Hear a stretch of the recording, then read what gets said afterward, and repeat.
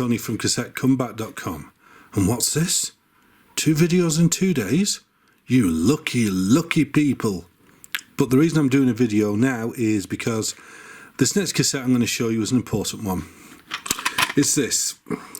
The Capture Performance Audio Cassette from Splicit in America. Why is it special? Because it is yet another brand new tape, i.e. not filled with new old stock tape. This one has brand new tape in it. So, where to start? Well, I posted pictures of this when it first got released in my Facebook group and stuff, and the consensus has been that, well, this doesn't look that great. I mean, this, to me, kind of looks like a house brand pack of painkillers. Yeah. But, like I say, don't judge a book by its cover. It's just a J card. That can be sorted. But, yeah. So let's look at the tape itself. It comes in a clear shell with a paper sticker on it. I don't think it looks too bad, to be honest. It doesn't look amazing. But, again, this isn't about looks. The shell itself looks music boxy. It's welded, it's not screwed, which I know will upset some of you, but at least it does have a metal shielding plate at the bottom behind the spring pad. The tape pack on this is nice and smooth. And let's just wind it on a bit. The tape itself is a nice, even brown. It's not the shiniest tape I've ever seen, but it's nice and even, uniform coloured. So there we go. Now I'll show you there. Low noise, high output. No, why'd you put that on? Why'd you put the compact cassette logo on? No, you're just trying to make this look like a Type 0. But again, all this can be sorted. Like I say, the J card itself, yeah. But it's not shiny paper, so at least it won't smudge if you write on it with a biro, which can be the case with a lot of them. But there we go. It is what it is. It's the good thing is that the marketing behind this has been next to non-existent. It's come out very quietly, and it's not claiming to be the greatest ferric tape or the greatest tape ever. Hint, hint. You know what I'm talking about when I say this. So, is this anything special? Is this better than the RTM Fox? Is it better than the, well, that appears to have disappeared Soundwaves? Is it better than the NAC Ferromaster? Here's the thing. I've been talking to the MD of Capture, a guy called Roger. And Roger's told me who makes this tape. It does say here, you know, made in the USA, but I think that's more like assembled in the USA, because the tape doesn't come from the USA. Now, I'm not at liberty to say where this tape comes from, but all I can say is that the manufacturer of this tape used to make tapes back in the day. They're not new to this. This isn't a new in-house formulation being made on equipment that's new old stock equipment that's, you know, this is being made by someone that apparently stopped making tapes for a while but then started up again. So this isn't, you know, and also I'll note that this manufacturer isn't Asian. Now, they're not a massively well-known manufacturer, but they are known. Chances are you've had tapes from them maybe, or you've had OEM tapes in the past that were made by these guys. So that's sort of important. So I guess at this point, I should stop talking. Let's go and get this biased up in the Revox. I'm going to use that stretchy song that I used yesterday, which had all the drum and bass in it, and let's see if this really can hold up and see how good it really is and whether it's worth you buying them. I'm going to stop talking. Let's go. The truth.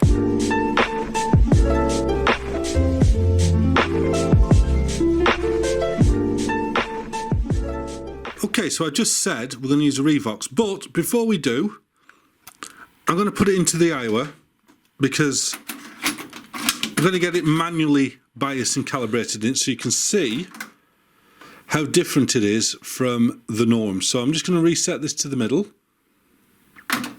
You're going to think this deck is calibrated for an SA. So let's see what we need to do to make it work for this tape. So let's have a look. Let's just crank up the level.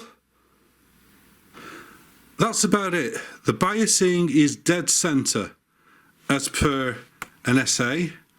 And I'll just zoom it in there for you, just bear with me. Can you see? It's dead center for the bias. And it's just had to be cranked up on the level. But other than that, if we look at it, just tweak the bias just a little bit. It's a tiny bit negative, but that's pretty stable. And that's important. Nice and stable. It's not fluctuating too much. I mean, yeah, it is fluctuating a bit, but when you talk about frequencies, but on the whole, that's very stable. So that's a good thing. So now I'm just going to stop this, take it out. And now you're going to have super jerko vision as I just crank up the camera tripod so we can have a look at the Revox now. There we go. Right, we're on the Revox. So I'm going to use that track that I used yesterday, which was called Butchers. So let me get my headphones on. There we go. Going to put this into the Revox, let it align it up, bias it up. And let's see how we're going to do on this. So what I'm going to do is keep your eyes on the display, because I always zoom in on the display. I'm going to start it off at around about, let's take the input level down, take it down when it comes up. I'm going to start it off at around 0 dB. Then I'm going to crank it up a bit, see how far I can push it, maybe try and push it to 4. And then on a quiet passage, I'm going to whack Dolby C on. So you'll be able to have a good listen to this tape in various states of hotness and NR. So, like I say, this is what I used yesterday. It's called Butchers. And let's see how this goes. So let's fire it up. I'm going to take the input level down a bit to like -23. Okay. And let's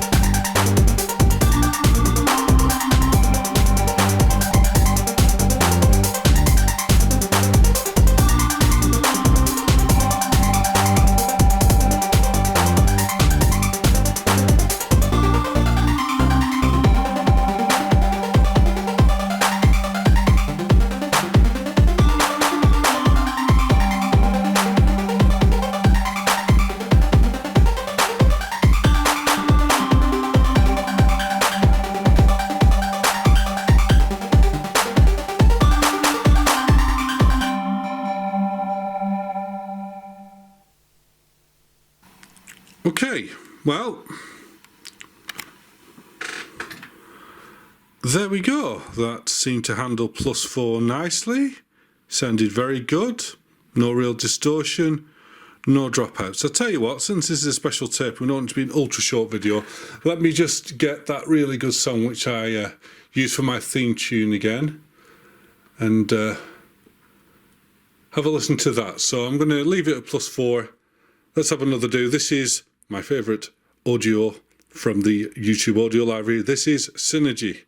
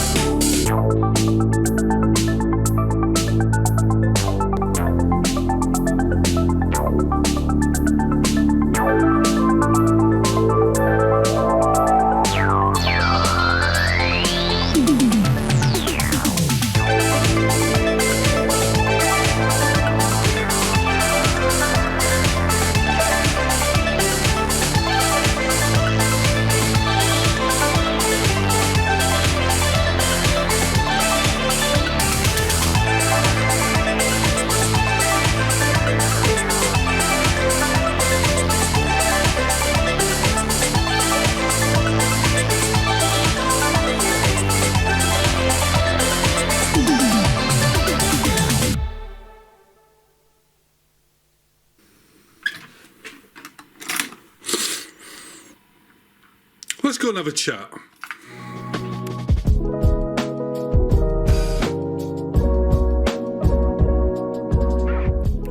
So what did you make of that? So, is the Splicit Capture the greatest Type 1 ever made? No. But then again, none of the brand new tapes have been. We've got to remember that a lot of people back in the day had a lot of engineers, investment making this, and a lot of the formulations have gone and a lot of the expertise is gone, so it's hard to make a new tape. That they can make a tape now that could happily sit there at +4, and I'll admit at the top end of the hi-hats there was a bit of a difference between the source and the cassette itself, but you've got to think at the end of the day you're only going to notice that if you're flicking between the source and the cassette all the time. If you're just putting the cassette in something and playing it, you've not got the source to monitor it against, so it'll either sound good or it won't. And these sounded good. These sound a hell of a lot better than the NAC Ferromaster, put it that way. The tape is nicely packed. You know, this is really nice packing, this. I mean, even the Chinese aren't doing the tape packs this smooth. So, you know, like I said, that this comes from someone that had been making them for a while. It makes sense. The tape is lovely and uniform. It's a good ferric. That's what this is. It's not a super ferric. It's a good ferric. Like I say, it sat there at +4 without distortion. It handled well Dolby. Like I say, I was flicking between Dolby B and C. You can see it on the meter. Just have a listen. Handled them all well. And the tracks I use are pretty demanding. So overall, this is a very good cassette. Now comes the usual bit, which is, so, what's the damage? Well, these are American. And these are in retail packaging. Regardless of what you think of the packaging, it is in a box. It's got a J card, it's got a sticker. This isn't buying 100 from NAC, which are all held together with cable ties and nothing else. This is a full retail product. The problem is that the people that make the most money out of this for us in the EU are the shipping services and our governments, because by the time, because I'll break it down very simple. I bought 20 of these retail off their website, yeah? And you know me, I like to get something for you guys and girls to try out. You know, people say, oh, new tapes are against your business model. You know what? You're talking shit. Shut the F up. I have reviewed the Fox, the Ferromaster, the Soundwaves, and now I've reviewed the Capture. Oh, and of course I reviewed the Nagaoka. I've reviewed all the new tapes, and apart from the Ferromaster, I've all said they're good tapes that are worth buying. Simples. Yeah, and I've also had all of them in stock so you can try them. So anyone dares pipe up and say to me again that I'm against new cassettes because I don't make money out of them, you're going to get a virtual slap, understand? So, the bottom line about this is though, 20 bought retail, shipped to me in the UK. When they hit the UK, I have customs duties, I have 20% VAT, and then Royal Mail, as if you remember the Panda video, has to go and put their ransom fee on top. These come to me in my hand as it is, costing me, wait for it, £5.93 each. Now think about that, £5.93 for a C60. Yes, it's new. But £5.96, you can buy 3 of the Bush cassettes I reviewed recently, and they're 90s. And no disrespect to Capture, the Bush cassettes to me are better. So what do we do about this? Well, it's kind of simple. I've been talking to the MD of Splicit, and I've come to say to him, look, if these cassettes are good, I'd like to get them in bulk into the EU and sold at a competitive price, because really us in the EU, unless you're hardcore or someone else brings you a load across in a suitcase from holiday, I don't think many of us are going to spend £6 on a C60. It's as simple as that. It's the economies of scale here. So all I'll say to you is this. If I can get these in a decent amount and sort out a distribution deal, I will try and get these for Europe, but on the proviso that these should be sold for no more than you can buy an RTM Fox for. If I can get these to sell at the same price as the RTM Fox, then I will. And this is where you put your money where your mouth is, about me being a new old stock merchant that hates new stuff because it attacks my business. If I get them in, you've got to buy some. Understand, I've got some of these right now for sale on my website, but they are for sale at my cost. They are £5.99 each, and I've got 19 of them for sale. Simple as that. Let's see if any sell, if you want them early, or otherwise I will get back to you about whether I can get these into the EU, all taxed and paid for, so that we can sell them at a price that is comparable to the RTM Fox. Give them a bit of competition. Okay? So there we go. Thanks for watching. Hope it was informative. It's Saturday evening now. I've got a date with my wife and a bottle of red wine and a steak, so I'm going to leave you to ruminate over it. Don't forget, tomorrow, Retro Nouveau, 12 till 2, filecoastradio.org. And until then, please like and subscribe. Happy taping. Bye-bye.